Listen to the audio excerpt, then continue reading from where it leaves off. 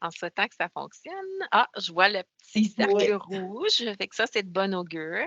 Ça dit oui. recording has started, alors Voilà. OK, Alors, c'est je de vous bonne souhaite la augure. bienvenue à la formation Enrichir son vocabulaire aujourd'hui et pour le reste de sa vie, offerte dans le cadre des Instituts d'été du Centre Franco, édition 2023, grâce au financement du ministère de l'Éducation de l'Ontario, que nous remercions pour ce financement pour offrir des formations gratuites au personnel enseignant.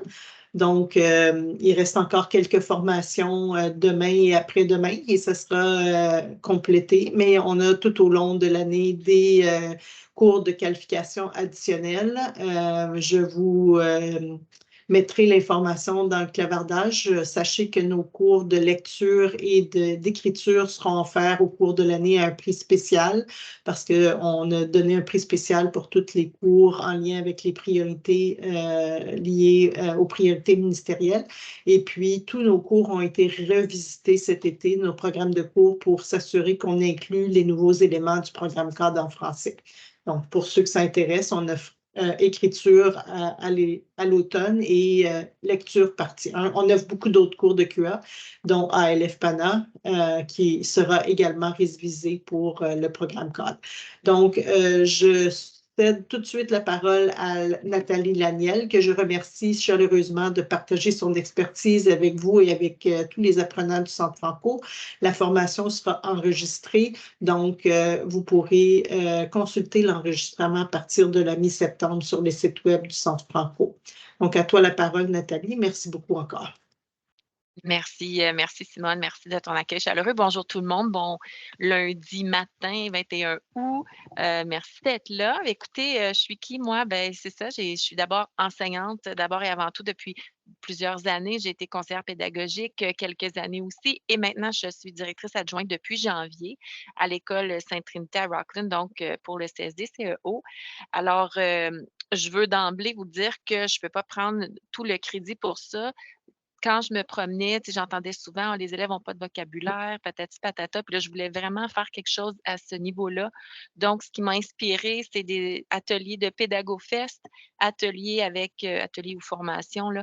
J'enseigne avec la littérature jeunesse, aussi dans nos rencontres avec Pascal Lefebvre, un professeur chercheur, orthophoniste de formation et puis aussi une des orthophonistes de notre conseil, Brigitte, on avait monté quelque chose. J'ai épuré un peu la théorie là, aujourd'hui pour les besoins de la cause.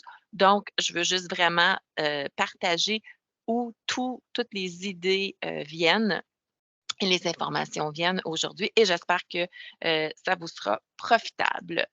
Donc, on a déjà mentionné, la session est enregistrée pour les fins pédagogiques. Donc, j'espère que vous vous sentirez quand même à l'aise d'activer votre caméra. C'est toujours plaisant, même si on est à distance, d'avoir des visages, des yeux, des sourires qui nous regardent quand on parle. On se sent un petit peu moins seul, puis ça fait un petit peu moins bizarre que de se parler à soi-même.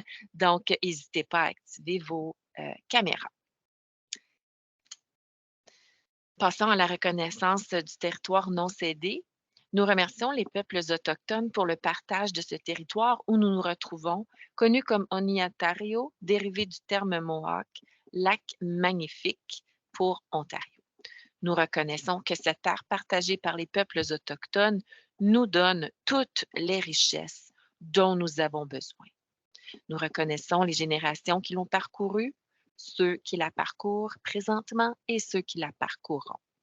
Les appels à l'action du rapport de la Commission de la vérité et de la réconciliation nous parlent de l'importance de l'éducation à comprendre notre passé et le territoire où nous habitons, afin que nous puissions cheminer ensemble dans un esprit uni. Alors, nos objectifs d'apprentissage pour aujourd'hui, eh bien, on vise que d'ici la fin de l'atelier, on saura ce qu'est le vocabulaire et on connaîtra les raisons pour lesquelles on doit l'enseigner explicitement. On comprendra ce qu'est l'enseignement multidimensionnel, ou pluridimensionnel du vocabulaire. On se dotera d'une méthode pour planifier l'enseignement direct du vocabulaire. Puis, on va vivre quelques activités et on va repartir avec une banque d'activités variées pour travailler les mots au quotidien et, on le souhaite, maximiser le transfert. Commençons tout de suite par une petite activité brise-glace, une petite activité sur laquelle je reviendrai au début, mais qu'on peut facilement utiliser en classe en utilisant notre message du jour, par exemple, ou un petit message à l'entrée de la récréation ou à l'entrée du dîner. Donc, je me suis amusée à vous faire un petit message du matin ce matin. En arrivant dans cet atelier, n'oublie pas de garder ta bonne humeur, d'être prêt à repartir avec du pratico-pratique et d'être prêt à essayer quelque chose de nouveau. Donc, voici le petit défi. Peux-tu compléter la phrase suivante? Nous allons partager nos réponses après la télé scolaire. Alors, un vent fort s'est levé et la porte s'est fermée. Je vous invite à remplir le tiret dans le chat. Qu'est-ce qu'on pourrait bien écrire? Quel mot pourrait être utilisé? Brusquement, avec fracas, brusquement. Donc, allez-y avec vos idées. Alors ici, ça pourrait être une façon qu'on pourrait présenter un mot nouveau de vocabulaire ou aussi une façon où on pourrait vérifier l'acquisition d'un mot de vocabulaire qu'on aurait travaillé. Donc, il y a souvent différentes intentions qu'on peut donner à une même activité. Et là, les élèves on pourrait le faire tout simplement à l'oral. On pourrait faire un technique d'intervention verbale avec ça. Moi, ce que j'aimais beaucoup, j'ai longtemps travaillé en troisième année, j'adorais travailler avec les petits tableaux effaçables. Les élèves en avaient tous un, puis là, ils peuvent montrer leurs réponses et on peut faire la petite discussion là-dessus. Donc, ça ne prend pas de temps, c'est pas long et une petite activité comme ça. L'atelier est un peu séparé en 4 parties. Donc, qu'est-ce que le vocabulaire et pourquoi l'enseigner explicitement au quotidien?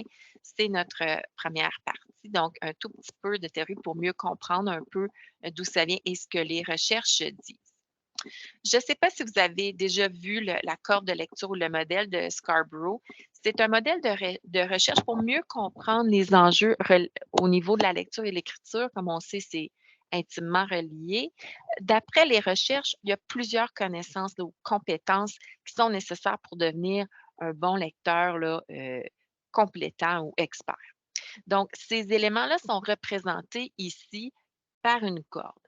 Mais si on regarde d'un peu plus près, on s'aperçoit qu'il y a 2 brins, heu, comment je dirais ça, principaux là, au secondaire, j'ai ma corde, j'ai 2 brins et à l'intérieur de ces brins-là, il y a encore d'autres petits brins là, ou d'autres petits maillons.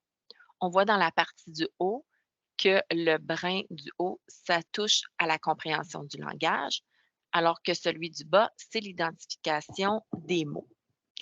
Quand on y regarde de plus près, pour la partie compréhension du langage, on retrouve connaissance sur le monde, vocabulaire, structure de langage, raisonnement verbal et connaissance sur l'écrit. Alors que pour le deuxième brin, celui du bas, on a la conscience phonologique, le décodage et la reconnaissance instantanée. Donc, on voit que c'est intimement relié, que tous ces brins-là s'imbriquent les uns dans les autres et plus on développe un brin, plus ça a une incidence également sur les autres. Donc, le curriculum de l'Ontario disait justement que tous ces petits brins-là sont pas des éléments isolés sur lesquels l'enseignement porte à tour, mais plutôt des éléments interreliés et complémentaires qui viennent, comme je disais, renforcer les uns les autres. Donc, un élève peut présenter des difficultés ou des petites lacunes au niveau de plusieurs de ces petits maillons-là ou de ces petits brins-là, mais même si un seul des petits maillons est déficitaire et ne se développe pas bien, eh bien, ça a un impact important sur le lecteur. De là, l'importance de toujours travailler tout ça. Donc, le bas, identification de mots, ça nous aide à avoir une lecture de plus en plus automatisée, alors qu'en haut, c'est de plus en plus stratégique et tout ça mis ensemble, bien, on veut faire des lecteurs compétents. Alors, tout pour dire que le vocabulaire, au même titre que les autres, est tout aussi important à travailler. Comment se fait le développement du vocabulaire? Justement, on dit que l'apprentissage se fait quand même très rapidement chez les enfants. On parle de jusqu'à 20 mots par jour chez les enfants d'âge scolaire. Puis un enfant qui lit de façon autonome, au moins 10 minutes par jour, continue de développer et d'apprendre du vocabulaire de façon spontanée. Par contre, les élèves qui ont des difficultés langagières ont besoin jusqu'à 36 expositions aux nouveaux mots. Donc, c'est super important pour leur donner la chance, eux aussi, d'apprendre, de fournir un enseignement explicite du vocabulaire, puis d'exposer les enfants dans différents contextes aux mêmes mots. Je parlais en début d'enseignement explicite pluridimensionnel du vocabulaire ou multidimensionnel du vocabulaire. Je n'irai pas nécessairement à travers tout ce tableau-là, mais je vous invite à regarder à gauche. On parle de 3 aspects du vocabulaire: la forme, le sens et l'utilisation. Donc, quoi de mieux pour mieux comprendre que de le vivre et puis de modeler, de passer à un exemple concret pour mieux comprendre ces 3 aspects-là. Donc ça, vous pourrez toujours revenir un peu plus tard pour relire, mais je pense que les planches suivantes vont quand même bien l'expliquer à l'aide de l'exemple. Utilisons le mot bondir. Donc, quand on parle de la forme, on parle de comment ça s'écrit, comment ça se prononce. Donc, avec le mot bondir, je pourrais dire, bon, bien évidemment, on vient d'entendre la prononciation, bondir, bon dire. Il y a donc 2 syllabes. Ça s'écrit B-O-N-D-I-R. On peut regarder aussi la morphologie du mot. Donc, logis pour étude, morpho pour la plus petite unité qui véhicule un sens du mot. Alors, c'est la façon dont le mot est construit, les unités de sens comme le radical, préfixe, suffixe, et non pas la façon dont le mot est construit au niveau du son. Donc, la morphologie, si on pourrait dire, bien, on voit le petit mot bon dans le grand mot bondir, par exemple.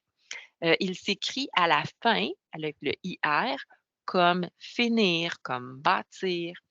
On pourrait faire remarquer aussi qu'il y a ON qui fait le son on. On pourrait ajouter le préfixe re qui voudrait dire rebondir, donc bondir à nouveau. Donc, quand on touche à ces aspects-là, on parle de la forme du mot. Le deuxième aspect, pardon, c'est le sens. Donc, on parle de la définition, évidemment, et s'il y a plus qu'un sens. Donc, je pourrais dire ici que bondir, ça veut dire s'élever dans les airs par un saut. Ça pourrait être un synonyme de sauter. Ça me fait penser, par exemple, à un kangourou. Ça me fait penser à une corde à sauter. Ça me fait penser à quand je bondis sur un trampoline. Je peux aussi parler des mots de la même famille, rebondir, bondissant, bondissement. Mais il y a aussi un autre sens au mot bondir, donc la polysémie du mot. Par exemple, s'élancer précipitamment, comme dans la phrase elle bondit à la porte. Donc, ça, c'est l'aspect du sens. Enfin, le troisième aspect du vocabulaire, c'est son utilisation, donc son usage, son emploi, les propriétés du mot. Je pourrais dire que c'est un verbe, donc la classe de mots de bondir, c'est un verbe. Veut donc dire qu'il se conjugue. Par exemple, il bondissait, nous bondissons. Alors, forcément qu'il vient après un sujet quand il est conjugué. On pourrait faire des liens aussi euh, avec quoi je peux connecter ou faire une connexion avec le mot bondir et avec quoi au contraire, il ne fait pas de connexion. Par exemple, je ne peux pas parler de fraises qui bondissent. Des fraises, ça ne peut pas bondir. Par contre, le chat peut bondir sur une souris. Je pourrais également parler du registre. Donc, on va en reparler un petit peu du registre de vocabulaire, donc le niveau de langage. Donc, faisons un petit modelage ici. Je vous ai mis une capture d'écran du livre Une cachette pour les bobettes que vous pouvez retrouver sur Télé-Québec en classe. Si vous ne connaissez pas cette ressource-là, il y a beaucoup de beaux livres d'albums jeunesse et même si ça dit deuxième ou troisième année pour les trousses de lecture, fiez-vous pas nécessairement à ça. On sait qu'un livre, vraiment un album, souvent je pourrais faire la même chose de première à la sixième année, pas faire la même chose, mais utiliser le même album avec différentes intentions selon ce que je veux enseigner. Donc, moi, celui-là, je l'ai lu en troisième année. Les élèves l'ont adoré. J'ai fait différentes activités d'écriture aussi à partir du livre. C'est une petite histoire ludique, aussi touchante, on voit la même journée à travers 4 personnages différents.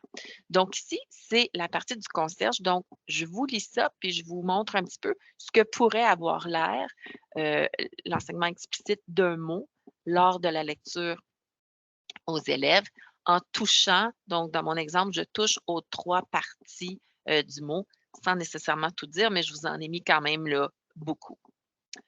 Alors, on y va. Vous êtes les élèves. Pour un instant, jouez le jeu avec moi et je suis l'enseignante. Quand on fait le ménage dans une école, on tombe sur toutes sortes d'objets. Ce matin, j'ai trouvé des sous-vêtements rigolos sous un banc. Rigolo.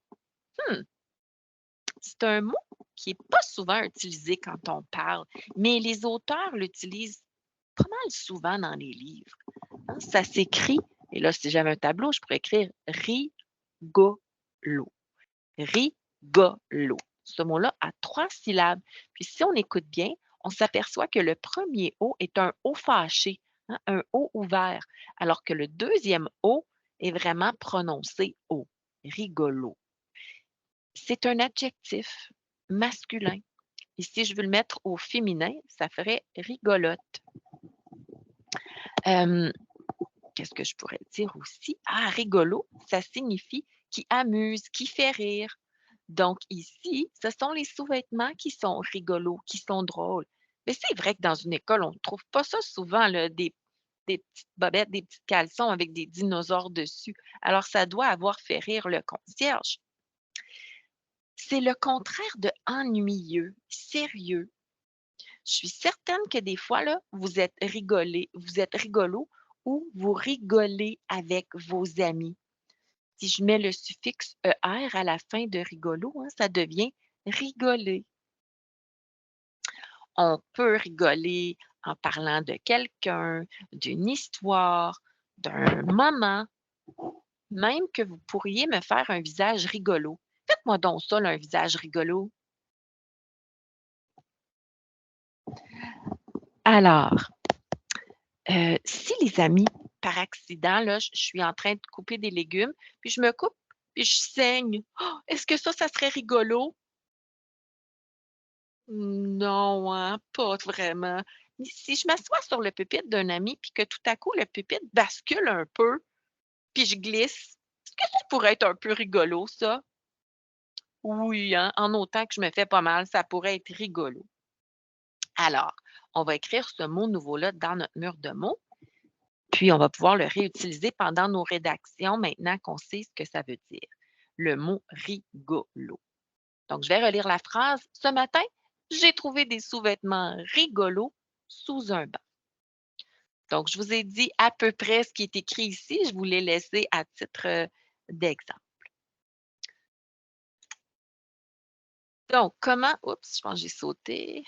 Non, OK. Ce qu'on voit souvent hein, pour l'enseignement du vocabulaire, c'est que c'est pas tant planifié, on n'a pas nécessairement de trace écrite. On va donner une définition comme ça sur le tas, sur le pif. Et puis plus souvent, on va travailler l'orthographe que le vocabulaire. Donc, ce qu'on doit savoir, c'est que on arrive à une compréhension quand on connaît 95 des mots. De là l'importance que les élèves lisent des livres à leur pointure et l'importance de travailler le vocabulaire, puisque s'ils n'ont pas le vocabulaire, ben, c'est très difficile de comprendre.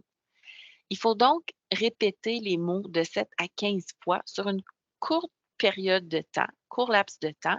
Et là, il ne faut pas oublier, tout à l'heure, je vous ai mentionné que les élèves avec une difficulté langagière, peu importe quelle qu'elle soit, devaient être exposés à peu près 36 fois au mot. Donc, on parle de 2 à 3 fois plus euh, de répétition pour les élèves en difficulté. Comment on acquiert le vocabulaire? Ben, de façon accidentelle un peu, hein. On lit, on parle, on va demander: «Ah, qu'est-ce que ça veut dire?» Comme je disais tantôt, on va donner la définition un peu sur le pif pour comprendre à ce moment précis-là, disons qu'on raconte, pour comprendre l'histoire, mais qui va retenir ces mots-là? Donc, l'enseignement direct, qui est l'autre façon d'acquérir le vocabulaire, eh bien, c'est de vraiment l'enseigner pour donner la chance à tout le monde de retenir les mots et de pouvoir les réinvestir.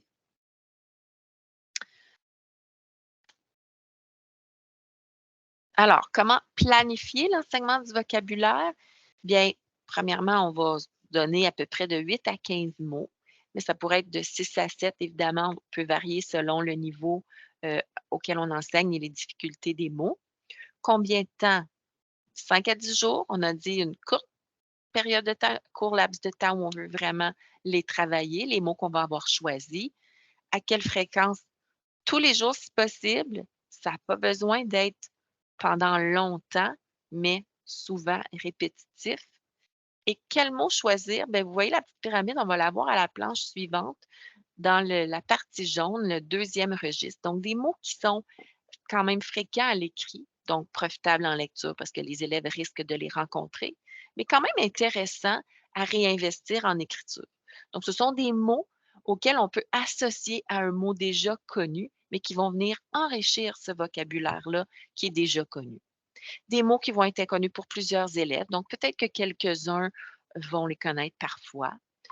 Pensez aussi à utiliser différentes classes de mots, pas toujours par exemple des verbes, mais aussi ajouter des locutions ou des expressions. Donc, si on s'arrête un petit instant sur les registres de la langue, bien, le premier, c'est vraiment là, notre vocabulaire familier qu'on utilise à tous les jours dans notre quotidien. Euh, des mots simples, des mots connus. Le deuxième, bien, c'est vraiment là qu'on va miser. On est là dans le domaine plus littéraire, des mots qui sont fréquents à l'écrit, un peu moins à l'oral. Et finalement, le troisième registre, c'est très peu fréquent parce que c'est beaucoup plus spécifique à certains domaines. Donc, c'est des mots inconnus qu'on a un peu moins de chances de réutiliser fréquemment. Donc, on est vraiment là dans le registre numéro 2, le deuxième niveau. Une activité qu'on peut faire en début d'année, je vous en présente 2. La première, la grande fabrique de mots, c'est celle où on peut parler justement que les mots n'ont pas tous la même valeur et on peut rapidement présenter les 3 registres aux élèves. Donc, je n'avais pas le livre, alors je vais vous présenter un court extrait de quelqu'un qui lit le livre.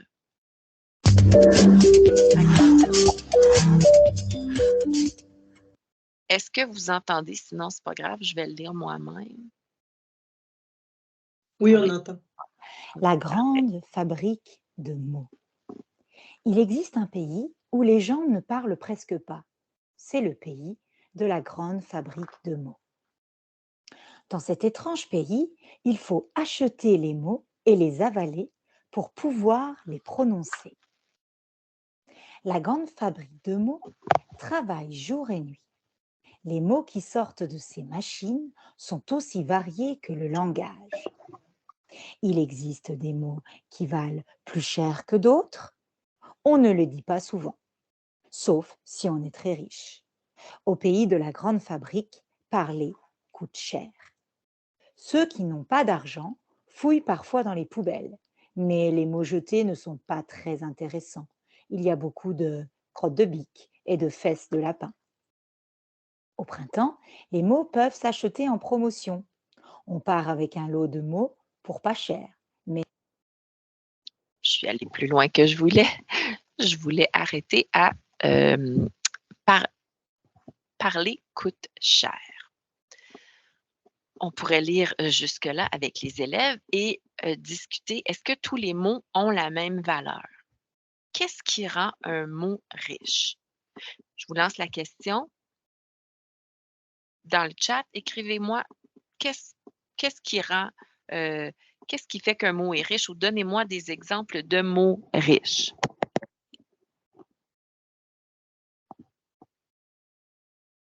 Son sens. OK. La fréquence d'utilisation, excellent. Un mot qui nous donne beaucoup d'images dans la tête. Ah oui, j'aime ça.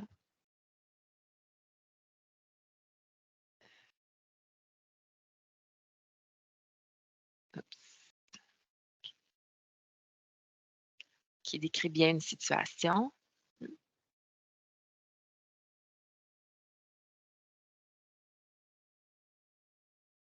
J'en ai manqué. Des mots connus des élèves. son aspect technique ou spécialisé, sa récurrence, des mots descriptifs, j'avais manqué ça au début. La polysémie, s'il y a plusieurs sens, des mots qui ajoutent de la valeur aux autres mots. Donc là, vous auriez cette petite jasette-là avec les élèves, cet échange-là avec les élèves de ce que c'est que des mots riches, de ce que ça peut être, et vous pourriez en trouver et vous pourriez continuer évidemment la suite de la lecture, puis à la fin revenir aussi sur des exemples de mots riches qu'il y a eu dans la lecture de ce livre-là et de leur présenter les 3 registres, puis leur dire que, c'est ça pendant l'année que vous allez travailler un petit peu plus le registre, le niveau 2. Donc c'est juste une petite idée d'activité qu'après ça, vous pouvez l'approprier, la modifier à votre guise. Oups! Et Non, non, non, non, c'est pas ça que je veux faire, je veux changer de page et voilà. L'autre activité en début de mots, c'est avec le livre Le collectionneur de mots de Peter Reynolds. Donc, avant de le lire, on se donne une intention de lecture, hein, toujours. Alors, l'intention de lecture que vous leur donnez, c'est de retenir un mot qu'ils ne connaissent pas. Et on leur dit, ou on peut leur dire par la suite, mais qu'ils seront responsables de leurs mots choisis. Être responsable du mot, ça veut dire quoi? Ça veut dire qu'ils vont devoir trouver la définition de ce mot-là. Donc, au fur et à mesure, par la suite qu'ils trouvent la définition, on va écrire le mot tableau, la petite définition, et ça va partir une collection de mots ou un petit dictionnaire personnel. Alors, on pourrait utiliser un petit cahier Canada, un petit cahier Ilroy, peu importe. On leur laisse décorer leur page couverture comme ils veulent. C'est à eux. Et ils auront donc à trouver un synonyme, écrire une courte phrase et le synonyme devrait être avec des mots de niveau 1, donc un mot qu'ils connaissent très bien pour évidemment les aider à se rappeler du sens du mot nouveau. Et on veut garder l'outil vivant toute l'année, tout au long de l'année. Ça, c'est super important. Comment le garder vivant? Eh bien, on peut parfois faire des échanges de mots entre amis. Une bonne journée, on peut sortir nos cahiers et compter combien de mots nouveaux on a. On peut faire un partage à chaque semaine de quelques amis qui partagent des mots nouveaux. On peut s'amuser à faire des catégories. Je vais vous lire un petit extrait si le temps le permet. Je pense, à chaque fois que je me minute chez moi, toute seule, à me pratiquer, je suis correcte. Mais quand j'arrive dans le feu de l'action, des fois, il manque de temps. Je ne sais pas pourquoi. Je parle plus quand je suis avec les gens. Est-ce que j'ai noté d'autres idées? Oui, donc faire des catégories comme le personnage Jérôme dans l'histoire fait différentes catégories. Donc, c'est à l'élève, il se l'approprie, il peut décider s'il veut le classifier par thème, par classe de mots, par ordre alphabétique. Euh, c'est vraiment au goût de l'élève. Donc, je vous en lis un petit extrait. Mais là, ce n'est pas l'idéal parce que je n'ai pas une autre caméra pour vous montrer comme il faut. Donc, le collectionneur de mots.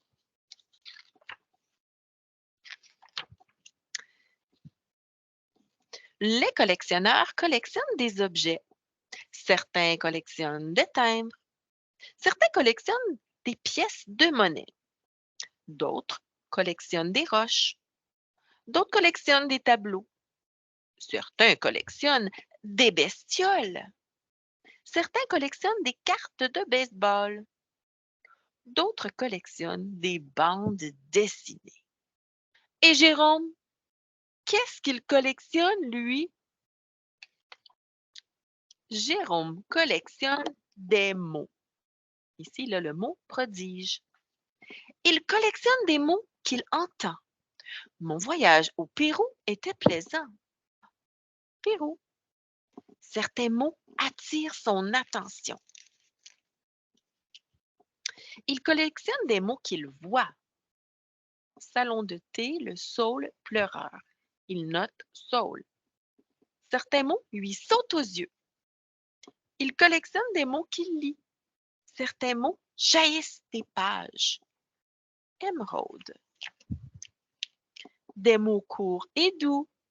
Bon, art, vie, ciel.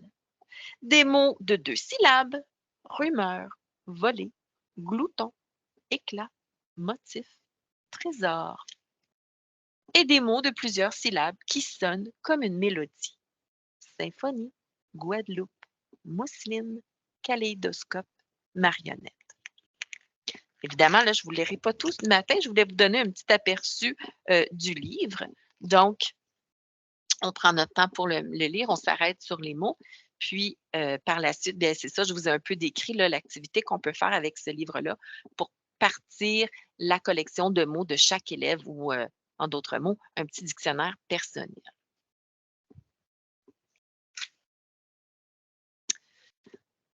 On tombe dans la partie 2, comment planifier l'enseignement direct du vocabulaire.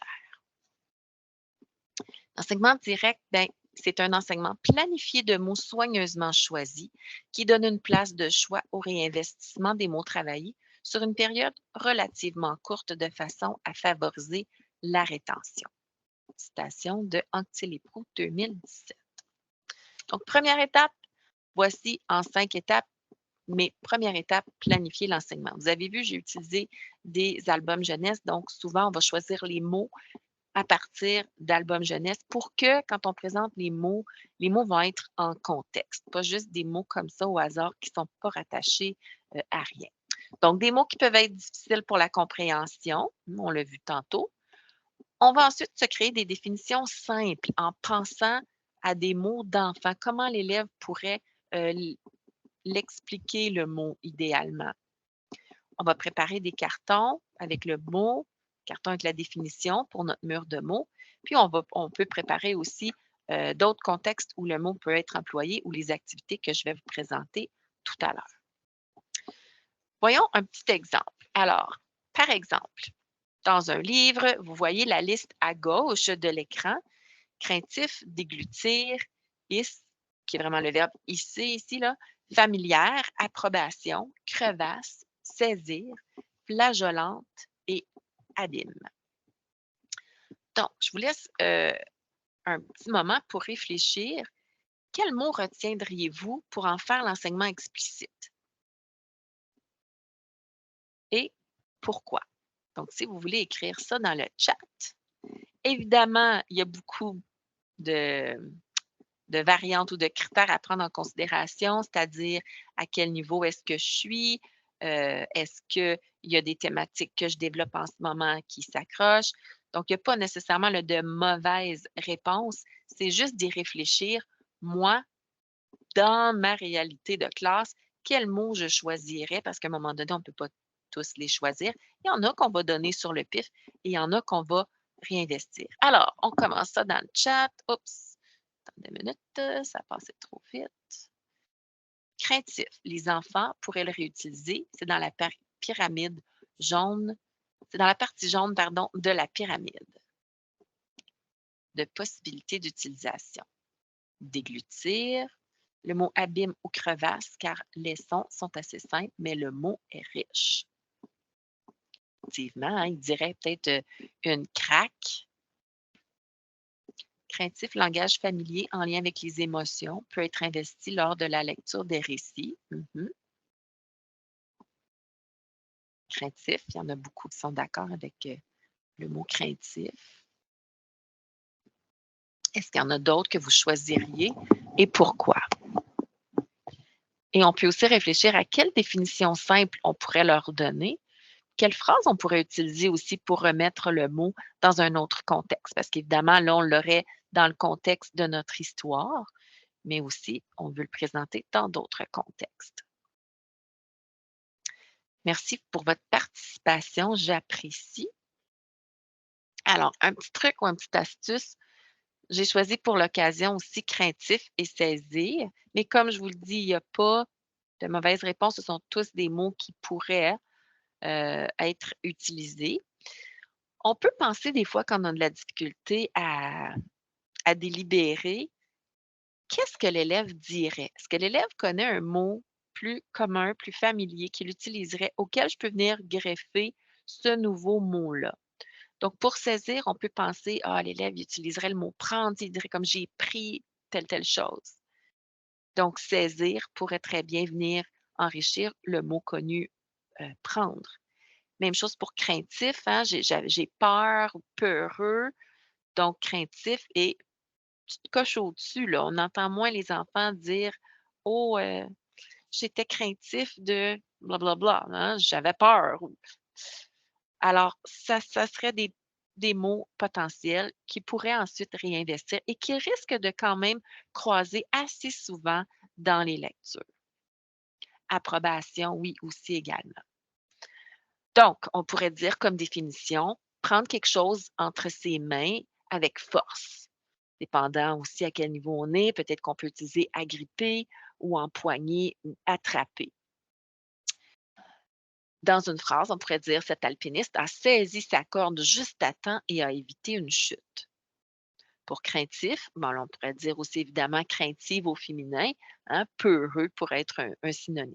Et dans la phrase, on pourrait dire depuis que je me suis brûlée avec le fer à cheveux, je suis craintive à chaque fois que je l'utilise. Donc, juste des petits exemples et des petites pensées. OK, maintenant, on va faire un petit peu de pratique. On va s'amuser un peu. Je vais vous mettre en action parce que m'écouter tout le temps, ça peut être un petit peu plate. Alors, je vais vous mettre dans le chat, pardon, le lien pour ce petit livre-là. Donc, je n'ai pas pris un livre long, vous allez deviner, ça se lit assez rapidement, mais il y a quand même quelques mots intéressants si on pense là, un peu plus chez les plus petits. Je vais vous demander de discuter avec votre équipe des mots potentiels qui pourraient être enseignés de façon explicite, qui pourraient être choisis. Par la suite, dans votre liste de mots, je vais vous demander d'en choisir 2, un peu comme nous, on vient de faire avec notre liste. On en a choisi 2. Écrire une définition simple pour chacun des mots. Donc, pensez avec des mots d'enfant, selon le niveau où vous êtes, et écrire une phrase aussi pour chacun des mots pour mettre le mot dans un autre contexte. On va travailler dans un Jamboard. Donc, si je vous mets le lien, oups, c'est pas tout à fait ça que je voulais faire. Ça devrait fonctionner dans le chat. Oui, on demande de remettre le lien pour la présentation ou pas de problème, ça va être remis, absolument. Donc, ça, c'est le lien pour le petit livre et le lien du Jamboard ici. Donc, je ne sais pas en combien d'équipes que c'est pas possible de vous mettre. J'ai probablement pas fait assez de pages, mais c'est pas grave. Je me disais que l'équipe qui va être dans la salle 1 pourra aller travailler à la page 1, équipe 2 pour aller à la page 2, etc. Donc, en ce moment, est-ce que vous voyez la page du Jamboard à l'écran? Non, il faut que je fasse partager cet onglet à la place, n'est-ce pas? Là, à l'écran, est-ce que vous voyez? On voit un vrai petit pot de colle, un vrai pot de colle. OK, parfait. Donc, ça, c'est le Jamboard. Donc, j'ai pas toutes fait les pages, là, mais sinon, c'est pas grave. Vous n'aurez juste pas le dessin. Et j'ai remis seulement qu'à la page 1, là, la consigne que je viens de donner. Donc, on lit le petit livre, un vrai pot de colle. Vous allez voir, c'est pas très, très long. Pendant que vous lisez, choisissez des mots. Après, dans votre équipe, jasez des mots que vous avez ressortis et entendez-vous pour en choisir 2, desquels vous allez écrire une courte définition avec des mots d'enfant et écrire une petite phrase pour remettre le mot dans un autre contexte. Je ne sais pas si vous êtes capable de me faire soit un pouce virtuel ou un pouce en haut parce que je ne vois pas vraiment beaucoup de personnes. Donc, me dire si ça va pour la consigne. Merci, Christine. Ou juste écrire un oui. Ah, Simone, je vois ton pouce virtuel. Merci. Donc, si ça va, je vais demander à Simone de faire des salles. On est 38. Mettons, si on était 40, 8 fois 5, on va être beaucoup par salle, là, mais peut-être 8 salles. Puis je vais vous donner une. Quelle heure est-il? 9h43. Une dizaine de minutes. Moi, je sais pas si des salles. OK, créer des salles.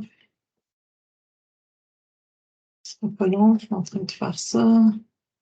Là, il y en a 8, OK, parfait. Ouvrir. Alors, je vais ouvrir les salles. Alors, j'ouvre les salles à l'instant. Bonne session. Pour 10 minutes. Merci. Où est le lien pour le livre? Oui, je peux le remettre, le lien pour le livre. Sinon, si vous avez je vais le remettre dans le chat. Sinon, si vous avez la présentation, le lien est sur l'image de la page couverture.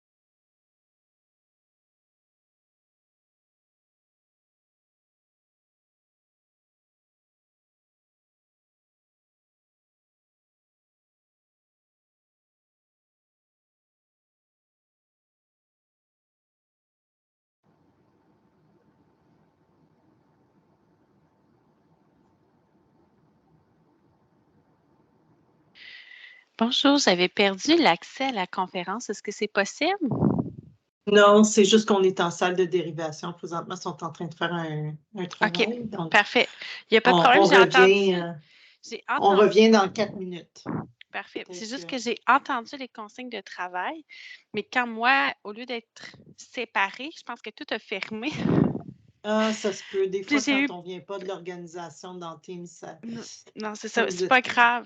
C'est pas Et, grave. vous J'ai pouvez aller réussi à lire me le petit livre. reconnecter. Est-ce que Oui, je vous l'ai pouvez aller fait. lire Je vais faire le travail seul de mon côté, il n'y a pas de problème. J'ai tellement eu peur Merci. de ne pas être capable de me reconnecter que je suis juste Non, vous contente êtes de bien vous entendre. reconnecté, mais on revient, comme je disais, là, dans 3 minutes 49 secondes. Parfait, je vais faire le travail de mon côté. Merci beaucoup. Merci, Madame Gilbert.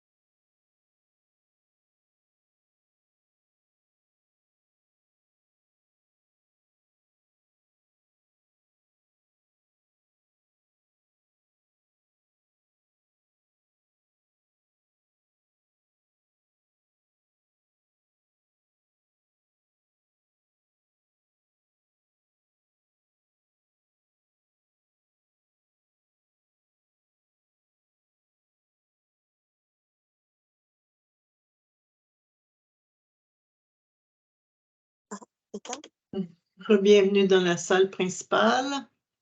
J'espère qu'on n'a pas trop perdu de monde. Hein. Ça commence à rentrer. 24, Bonne 27. chance. Laisse Ah, c'est tout bon. disparaître.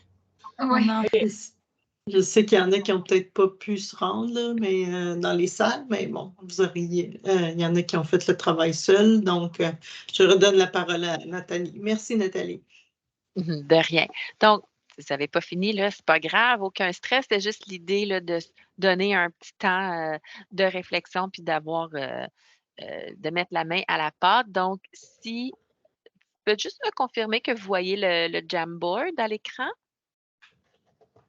Non? Non. Non. Ah, je pense peut-être qu'il faut que je repartage mon écran peut-être. Un instant. Oui, je crois qu'après les groupes, oui, il faut que tu repartes. Oui, j'ai l'impression. Voilà. C'est ça qui est un petit peu tannant. On ne voit pas le partage à l'écran. Dites-moi quand vous voyez la page. C'est bon. C'est bon? OK, merci. Alors, l'équipe ici, on a retenu déguster et agripper. Donc, manger avec passion, la petite définition. La petite phrase, je déguste mon dîner. Agripper, tenir fort, je m'agrippe à la balançoire. Donc, balançoire, c'est quelque chose qui est dans la réalité des enfants. C'est dans leur quotidien, ils connaissent ça. On a ça dans la cour d'école. Donc, c'est beau. On a ici berceuse, oui. C'est vrai que je pense pas que c'est tous les enfants qui connaissent le mot berceuse. Je chante la berceuse au clair de la lune lorsque je vais me coucher. Chanson douce, excellent. Agripper, oui, j'ai l'impression qu'il va revenir agripper parce qu'on le voit 2 fois, hein, je m'agrippe puis agripper. Le vent souffle si fort que Martin doit s'agripper à l'arbre pour ne pas tomber sur le gazon. Donc, se tenir fermement avec force. Excellent. La foire, cet été, je suis allée à la foire avec ma famille, un endroit avec beaucoup de gens. Oui, une exposition, une fête, un marché, excellent. Lâcher prise. Oui, lâcher prise. Nous autres aussi, on a discuté dans l'équipe où j'étais et ça revenait, je crois, à 2 reprises que Momo ne lâchait pas prise. Super. C'est une bonne expression. Endormante, berceuse. Oui, endormante, on a discuté nous aussi dans notre équipe. Donc, se blottir également, s'agripper, excellent. Mon chat se blottit contre moi quand il y a un orage.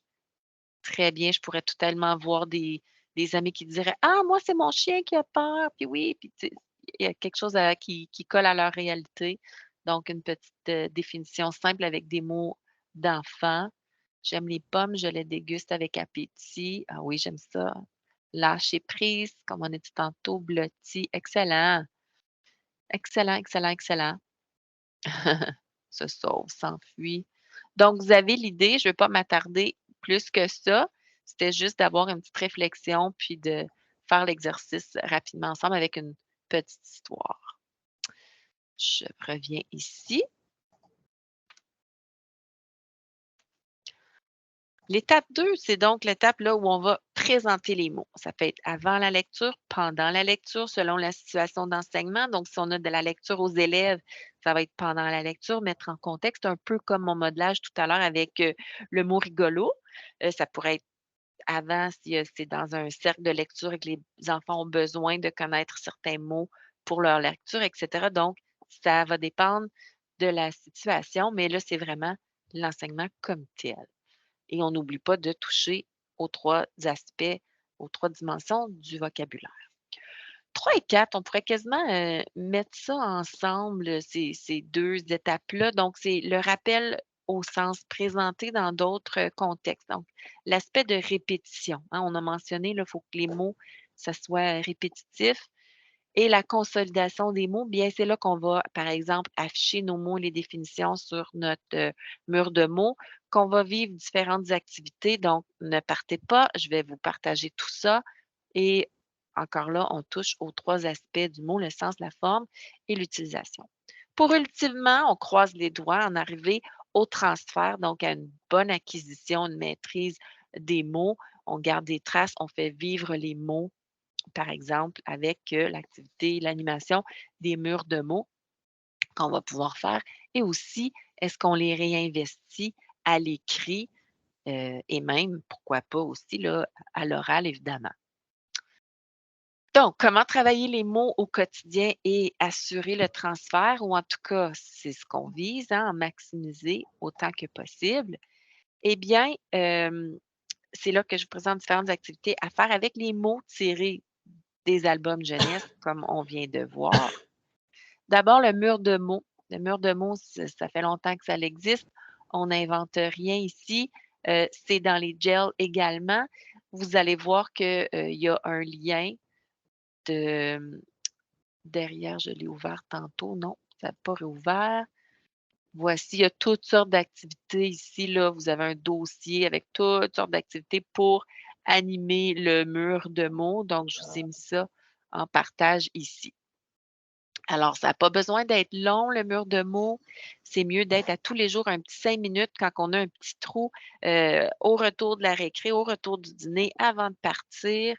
C'est mieux de le faire pas longtemps, mais souvent. J'insiste là-dessus. Il faut qu'il soit actif, notre mur de mots. C'est pas supposé d'être une décoration, là. Si ça fait trop longtemps, je suis en avril, puis j'ai mis des mots de Noël, il y a un petit problème, là. Il est trop endormi. Alors, qu'il soit actif, puis on fait du ménage. En place, on met des mots nouveaux. Quand c'est acquis, on les enlève et ça devient notre mur de mots passif. On peut mettre, par exemple, les anneaux, puis avoir un genre on garde les mots avec un truc autour pour les tenir ensemble, que les élèves peuvent dire: «Ah oui, on l'a déjà vu ce mot-là, donc je peux aller le consulter, je peux aller voir comment il s'écrit, par exemple, et cetera». Donc ça devient une belle, ressource. On veut assurer la visibilité, donc des mots par le mur de mots, mais aussi la curiosité. Susciter la curiosité avec le jeu du mot mystère, qu'on peut faire comme ça avec carton, différentes catégories, mais je vous ai aussi mis, puis je vais vous le montrer tout de suite après, j'ai tout ce que je vais vous montrer, je vous ai bâti un dossier aussi avec les activités. Vous pourrez vous faire une copie puis partir, de là. Donc, c'est le fun ça, il y a un petit aspect ludique à ça, mot mystère, un petit peu mystère, donc ça rend le tout agréable. Dans les mots que vous avez présentés, donc le mot qui est ici, le mot mystère, serait dans la liste, là, je ne sais pas si vous vous souvenez tantôt, la liste qu'il y avait à gauche, où je vous avais présenté certains mots. Donc, synonyme de prendre. Le mot mystère, bien, il appartient à la classe de mots des verbes. Voici une petite image qui m'aide à deviner le mot. Et des exemples en contexte. Bien, avec ce mot-là, je peux mon téléphone, mon sac, ça a des liens. Alors, est-ce qu'il y en a dans le chat qui pourraient deviner le mot mystère? Je ne sais pas si vous rappelez de la petite liste de mots. Ouais, c'est ça. Saisir. Exactement. Saisir serait le mot mystère. Donc, on peut le faire comme ça, changer les catégories aussi. Je vais vous montrer. J'ai fait, le lien doit être ici, exactement. Donc, des activités de vocabulaire. Alors, le mot mystère, comme ça, j'ai fait la même chose, une image, etc. Et il y aurait différentes catégories là, pour donner les indices et trouver le mot mystère. Donc, on peut le faire en numérique, comme on peut le faire sur un carton ou un coin dans la classe. Puis, ultimement, selon le niveau qu'on est, on veut que ce soit les élèves aussi qui soient en charge du mot mystère. Ils peuvent tout à fait faire ceci. Oups, je pense que je n'avais pas partagé mon onglet. Voilà ce que je voulais vous montrer quand je vous disais là, en numérique. OK, je reviens ici. Je regarde mon heure aussi du coin de l'œil. Tirez profit des messages du jour. Rappelez-vous, en début de présentation, il y avait la petite activité brise-glace où je vous avais mis un message. Donc, même chose ici, ça peut être en arrivant le matin, à la rentrée de la récréation, à la rentrée du dîner, qu'on donne des petites consignes aux élèves et on a le petit défi. Puis, on peut le faire à l'oral, on peut le faire sur des petits tableaux lavables. Donc, je ne le referai pas, on l'a fait tout à l'heure. Les 4 prochaines activités que je vous présente, ça serait des activités à faire avec les techniques d'intervention verbale, le pense, parle, partage. Donc lui, je l'ai appelé le PPPV, pense, parle, partage vocabulaire. Encore là, au retour de la récréation, au retour du dîner, en début de période, ça prend pas beaucoup de temps à faire.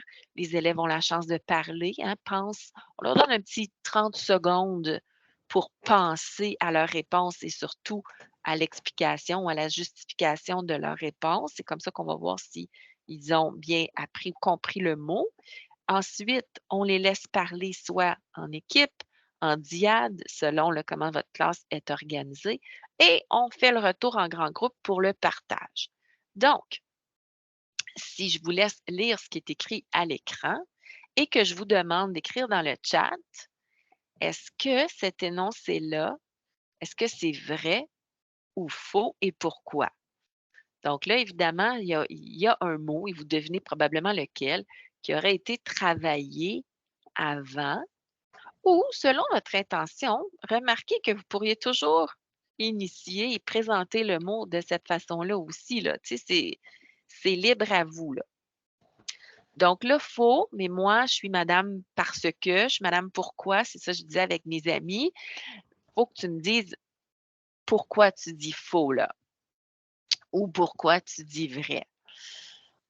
Alors, oui, bredouille veut dire qu'on ne parvient pas à notre but. J'ai vu quelque chose avant, je vais juste cliquer sur mon chat. Ah, j'ai de la difficulté avec ma souris. Voilà. C'est faux, bredouille veut dire qu'on n'a pas trouvé ce qu'on cherchait. Exact. Donc, très bien. Alors là, quand on fait ça aussi, hein, on n'oublie pas, pendant qu'il parle, on se promène, on écoute, on questionne, on choisit des équipes différemment si on veut vérifier qu'ils ont compris. Et la conversation avec eux, bien, ils parlent français à ce moment-là. Euh, ils utilisent des mots d'enfant, puis parfois, c'est comme ça qu'ils apprennent aussi. Donc, effectivement, bredouille, si je suis contente, puis qu'il y avait mes chocolats préférés au magasin de bonbons, je suis probablement pas revenue bredouille à la maison parce que bredouille, c'est ça veut dire que j'ai rien. Merci toujours de votre participation dans le chat. Vrai, car j'avais oublié mon portefeuille à la maison. Ah! Ah non, Natacha! Ça, c'est triste. Prochaine. Oups, ici, je clique ici. Avec une image aussi. Une image vaut 1000 mots, n'est-ce pas? Je vous laisse regarder l'image et écrire dans le chat A, B ou C. Donc, quelle expression ou quel mot pouvez-vous associer avec l'image suivante?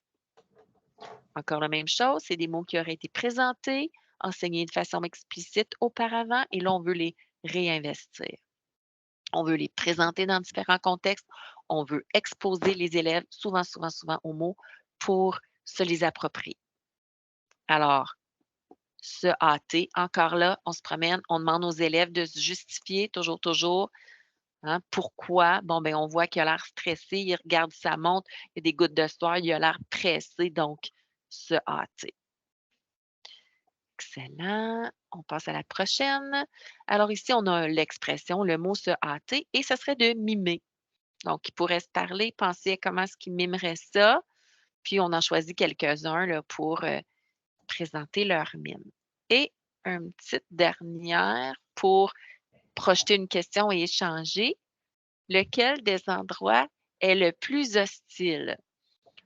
Pense par partage encore, on leur laisse la chance de réfléchir, de penser à leurs idées, d'en parler en diade ou en équipe. On circule, on écoute, on questionne et on fait le retour en grand groupe. Donc, c'est vraiment dans la justification aussi qu'on entendrait s'ils ont bien compris le sens du mot hostile. Ensuite, les prochaines, ça serait en centre. Donc, quand les élèves, quand vous êtes en enseignement guidé, les élèves sont soit en lecture autonome, en écriture autonome ou en centre. Parfois, il y en a qui utilisent aussi le mot atelier. C'est pour ça que j'ai mis ça là. Là, je regarde l'heure. OK, je ne ferai pas l'activité avec vous. Je vais vous le présenter rapidement. C'est d'associer tout simplement le contexte et la définition. Je vous ai mis ici. Donc, vous avez là, ce que je vous ai présenté tantôt. Comme je vous disais, vous allez pouvoir faire des copies et le faire. Donc, vous avez une feuille avec les numéros pour les mots envolés. Et là, vous avez comme ça une phrase avec un trou, un espace libre, et les élèves ont la liste de mots qui ont été travaillés ou présentés dans la semaine, et c'est de trouver le bon. Donc, ils peuvent facilement s'autocorriger, travailler en équipe, en discuter. Donc, je ne jouerai pas. Oups, je n'ai pas partagé l'onglet. Là, je vous dis tout ça, puis vous ne voyez pas ça à l'écran. N'hésitez pas, quand j'oublie ça, là, d'activer votre micro puis de me remettre à l'ordre. Donc, c'est facile, on peut avoir la feuille d'autocorrection aussi, puis quand ils ont fini, ils peuvent s'auto-corriger. Je reviens ici. Les défis du dé, donc je lance le dé, il y a les mots, on pige, un mot, on lance le dé et on fait l'activité qui est vis-à-vis le nombre, qu'on a obtenu par le dé. Encore là, on s'entraide, on est en équipe dans les centres, on n'est pas tout seul. On peut valider ou se faire autocorriger. Évidemment, il y a de l'enseignement d'habileté sociale à faire à ce niveau-là, mais ça, c'est une autre histoire. Le jeu de mémoire, donc, on associe définition et mots en jouant au jeu de mémoire. On pourrait aussi mettre le mot et son synonyme. On pourrait, après ça, amener ça à un autre niveau et mettre le mot et son antonyme, qui ajouterait une petite difficulté. Vous allez voir aussi que ces trucs-là pourraient être créés éventuellement par les élèves aussi avec leurs mots chouchou, par exemple, ou leurs mots de leur collection de mots. Une autre, activité qui pallie le vocabulaire avec l'écriture aussi, donc écrire des phrases avec les mots ciblés, puis on les met en surbrillance, on les surligne pour montrer, le mot qui était à l'étude. On peut s'entraider. Ensuite, ces phrases-là pourraient même être utilisées, les phrases que les élèves ont fait après qu'on les a corrigées au premier jeu que je vous ai montré là, à la attendez, je recule, celui-là ici, là, les mots envolés. On pourrait tout à fait utiliser les phrases des élèves, puis, les mettre aussi. La fiche d'identité, elle aussi, ça peut ressembler un peu au mot mystère, mais les élèves peuvent la remplir et piger un mot, doivent mettre une petite définition, la classe de mots, un mot qui connecte avec le mot, un mot qui ne connecte pas avec le mot. Donc ici, natation, ça a peut-être moins rapport avec saisir, mais une corde, ça, je peux saisir ça. Un lien avec moi, donc, ah, je saisis mon manteau avant de sortir dehors, par exemple. On fait un petit dessin où on trouve une petite image. Et on utilise aussi le mot là, dans une phrase. Donc ça aussi, ça peut être une petite activité à faire en centre.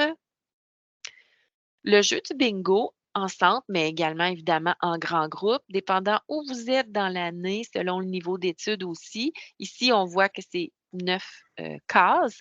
On pourrait tout à fait avoir plus de cases aussi. Et encore là, les élèves écrivent les mots à différents endroits sur leur carte de bingo. Ça peut être improvisé simplement tchouk, tchouk, tchouk, sur une page, donc c'est rapide si on le fait en grand groupe, même si on le fait dans les centres. Et là, ça peut être que je donne la définition et eux vont mettre le jeton sur le bon mot. Je pourrais changer ça, mettre synonyme, utiliser les antonymes, faire des phrases à trous, là, des phrases bip bip que j'appelle, pour qu'ils associent avec le mot. Donc, petite activité simple, ludique, c'est le fun, on joue, on apprend en même temps, on consolide nos mots. Un autre, c'est l'histoire de vocabulaire, le 5 à 7 d'écriture. Donc, j'ai des mots ciblés encore que j'ai choisis, mes mots à l'étude qui ont été présentés, tout ça. Je peux dire, aux élèves: «OK, ben, dépendant du niveau, encore écris-moi une toute petite histoire, 5 à 7 phrases, utiliser au moins 3 mots, des mots de vocabulaire, travaillés pendant cette semaine-là, puis souligner les mots que vous avez utilisés dans votre texte». Donc, selon votre niveau d'étude, beh, jouez avec le nombre de phrases ou le nombre de mots. Ça, c'est laissé à vous. Mais ce qui est intéressant aussi quand on est en centre ou en atelier avec notre équipe, ben, tu sais, si je me rappelle plus d'un mot, il y a peut-être quelqu'un dans mon équipe qui s'en rappelle, donc ça va m'aider. Encore là, on va discuter, on va parler, à l'oral, donc l'oral qui va venir travailler la compréhension. Puis la façon dont les enfants ont de s'expliquer, de s'exprimer peut aider un autre enfant à, apprendre et comprendre. Moi, je suis une fille un petit peu compétitive dans la vie. J'aime ça, une bonne petite compétition saine. On peut proposer des défis collectifs au quotidien.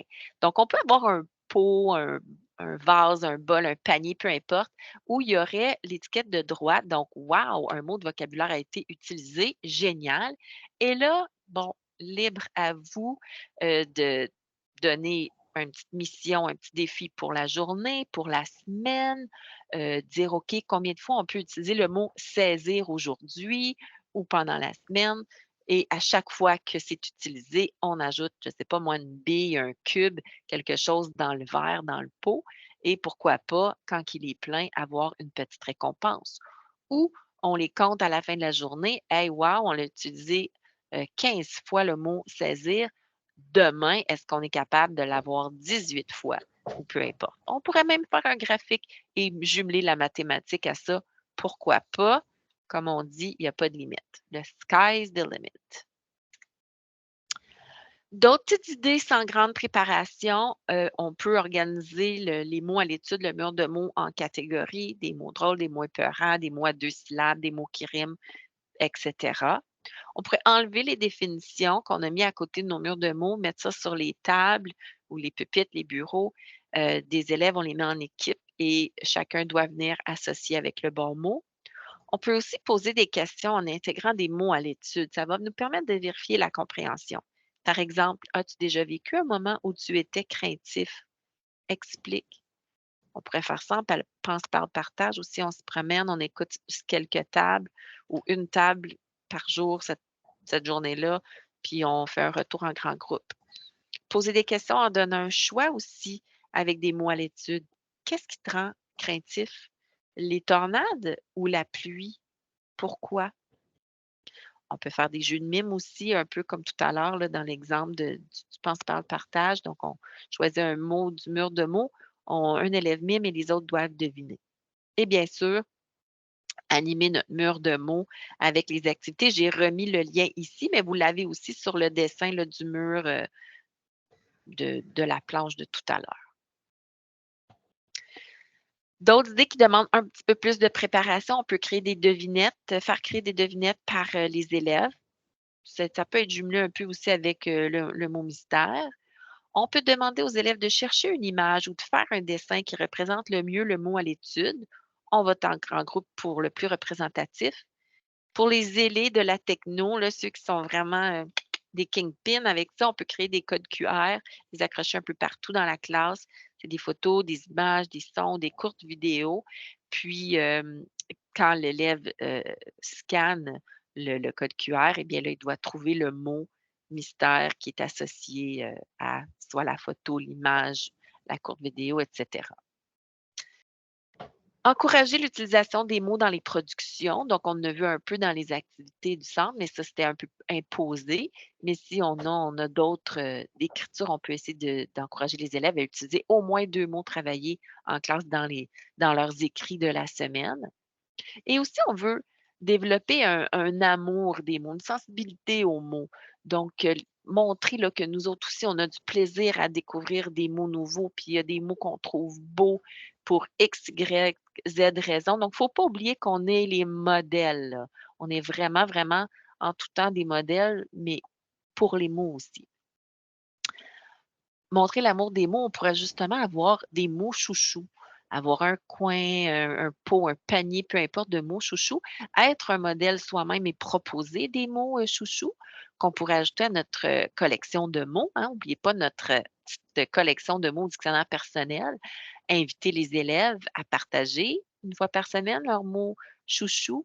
Encourager aussi les élèves à apporter des mots nouveaux de la maison, peut-être des lectures qui sont faites avec papa-maman. Pourquoi pas même interroger papa-maman et leur demander leurs mots préférés à eux. Aller voir la direction, lui demander c'est quoi son mot préféré et pourquoi, ou à d'autres profs, peu importe, puis ajouter ça à nos mots chouchous, à notre collection de mots. Je vous l'ai dit, je viens de vous le dire, je suis un petit peu compétitive, j'aime ça jouer aussi, je garde ça dans mon cœur d'enfant. On prend un mot de niveau 1. Par exemple, ici, regardez. On peut mettre les élèves en équipe ou en diade. On leur donne quelques minutes pour trouver un synonyme qui serait plutôt du registre 2, donc du niveau 2. Ensuite, on choisit le mot le plus riche, on fait voter les élèves et on donne un point à cette équipe-là. On pourrait afficher les mots gagnants, évidemment, au mur de mots ou dans notre dictionnaire personnel. Et pour augmenter la difficulté, on pourrait leur demander aussi de trouver un antonyme riche, si ça s'y prête. Encore un brin techno, là, vous allez voir, c'est en anglais l'explication, mais ça se fait en français là, quand on va sur Pixton. C'est basé sur le modèle de Freyer, donc une petite genre de bande dessinée. On demande le mot.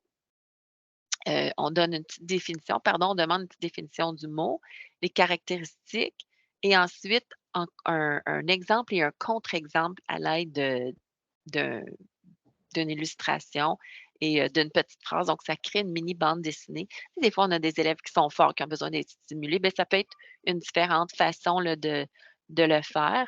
Ils pourraient faire ça pour présenter un de leurs mots nouveaux ou peu importe, là. Donc, juste des fois, un petit brin de technologie de plus.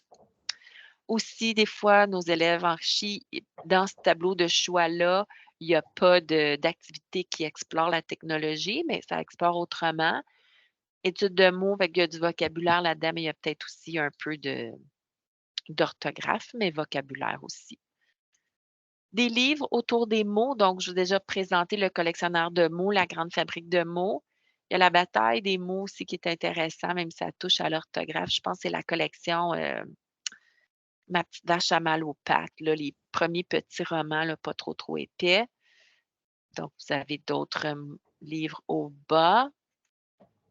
D'autres livres qui jouent avec les mots Tempête sur la savane. Oui, c'est ça, Tempête sur la savane de Michael Escoffier. Ça, c'est vraiment, vraiment cool. C'est vraiment brillant comme livre. Il y a des syllabes qui ne sont pas écrites de la même couleur. Donc, vous pouvez faire 2 lectures de cet album-là. Quand vous lisez avec toutes les syllabes, disons, il y a un sens, mais quand on retire la syllabe qui est de l'autre couleur, ça vient complètement changer le sens et ça rend ça très comique. C'est rempli d'humour, comme cet auteur-là le fait souvent. Ensuite, sans le A aussi, peut-être un peu plus pour les plus jeunes, sans le A, donc on retire, vous l'aurez deviné, la lettre A. Abécédaire passoire aussi, peut-être pour les plus jeunes. Il manque des lettres. Et puis, 12 oiseaux, c'est un peu comme le jeu du téléphone où on finit par changer les mots parce qu'on n'a pas bien compris. C'est intéressant au niveau des verbes, comment les oiseaux ont répondu. Donc, ça, c'est d'autres petites idées. Évidemment, vous avez vos guides d'enseignement efficace, maternelle à 3 et 4 à 6. Peu importe le niveau où vous êtes, vous pouvez quand même vérifier ce qu'il y a dans l'autre guide d'enseignement efficace.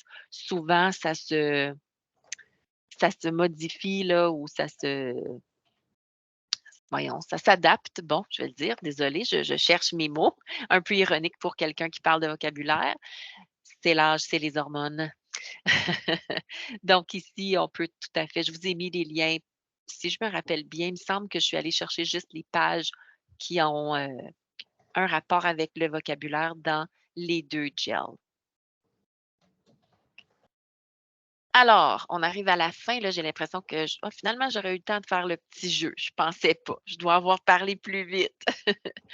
Nos objectifs d'apprentissage qu'on s'était donnés en début. Donc, j'espère que maintenant, vous avez meilleure compréhension de ce que c'est le vocabulaire et des raisons pour lesquelles on devrait l'enseigner explicitement, qu'on a compris ce que c'est que l'enseignement multidimensionnel là, ou pluridimensionnel du vocabulaire, donc les 3 aspects, qu'on s'est donné une méthode pour planifier l'enseignement direct du vocabulaire. Et surtout, le pratico-pratique, que moi, j'apprécie toujours quand je vais à des formations. Donc, vous avez vécu certains exemples d'activités, mais surtout que vous repartez avec une banque d'activités variées pour travailler les mots au quotidien et en maximiser le transfert. Donc, il y a le petit formulaire de rétroaction que je J'ai vais mis le lien dans le chat 2 fois déjà. Donc, déjà là. Merci beaucoup, Simone. Je ne sais pas s'il y avait des questions. je vais terminer l'enregistrement, mais oui, vous